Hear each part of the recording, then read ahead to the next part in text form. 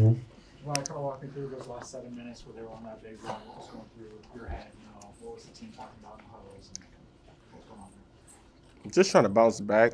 I think what goes around comes around. I guess it happened to us there, and we made a late surge. And I guess it came back around to bite us this time, and they made a late surge, and it's just like we couldn't make any shots and we couldn't get any stops, and that killed us. And that's kind of what happened down there. So I guess it's just karma in a way. They played zone defense in the first half too, but you guys didn't have as many issues at all compared to the second half. Was there anything different in the look they gave you?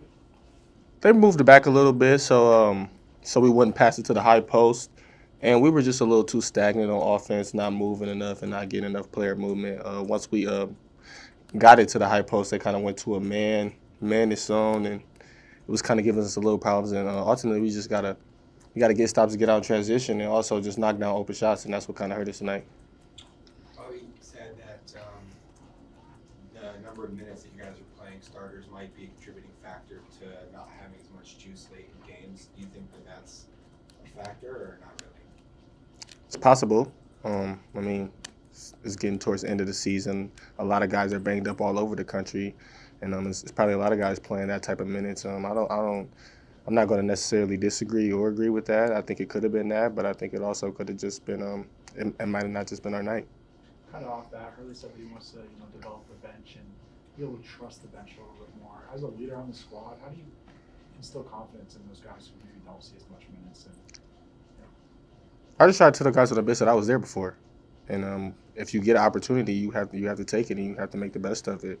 I was in a position a lot the last couple years, and I feel like I did a decent job. And I try to tell them that I know it's frustrating, but you have to be ready when your time is called.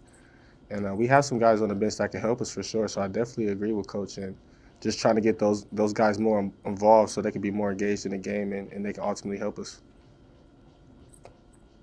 Anything else? Did you think that the shots that you guys were getting as a team overall, especially in the last 7-8 minutes, were as good as you wanted or needed them to be? Not necessarily. I don't think we were getting great shots. I think we were getting decent shots. I think we were getting makeable shots. I think they just weren't falling. And Stanford, they're a tall team. They're a big team. So, sometimes they can take away certain stuff by just being there, just putting their arms up. So it was a little bit of both. How do you want to see your half-court offense develop? I know you guys struggle when you guys get put in that half-court offense. What do you want to see change? What do you want to see stay the same? Honestly, just trusting your teammates, trusting your brothers, and when we look good when we move the ball and we share the ball and the ball's popping and moving and we're getting open shots, and we had a lot of them in the first half and the second half. I think we just have to step into it. I think it's confidence for everybody. Everybody has to believe in themselves and believe in their teammates because we're getting the shots. We had a lot of shots. We had chances to break open the game, but we kind of let them back in and it hurt us. So just keep doing what we're doing and build on that. What's an adjustment you need to make before the game against Cal this Saturday? Me personally, Yeah.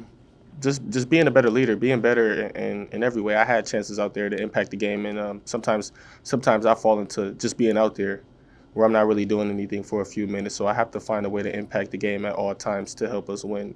And when, as a leader on this team, when I see we're going through stretches where people are putting their head down or they're making their surge, I have to be more vocal, and I have to bring more energy to the team. With the four-guard lineup that you have, and you're actually playing a tall team like Stanford, you guys have those big boards. It's hard.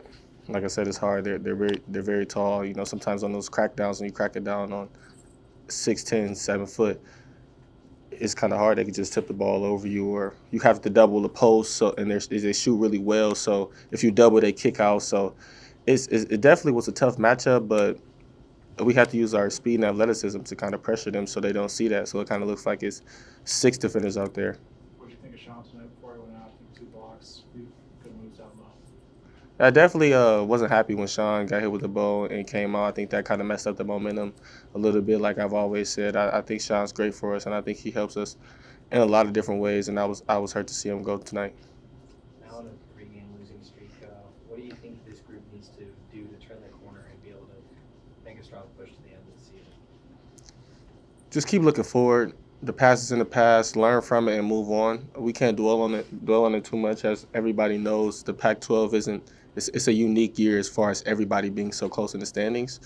to the point where if we make a late surge, we could still end up at the top, and I like our chances.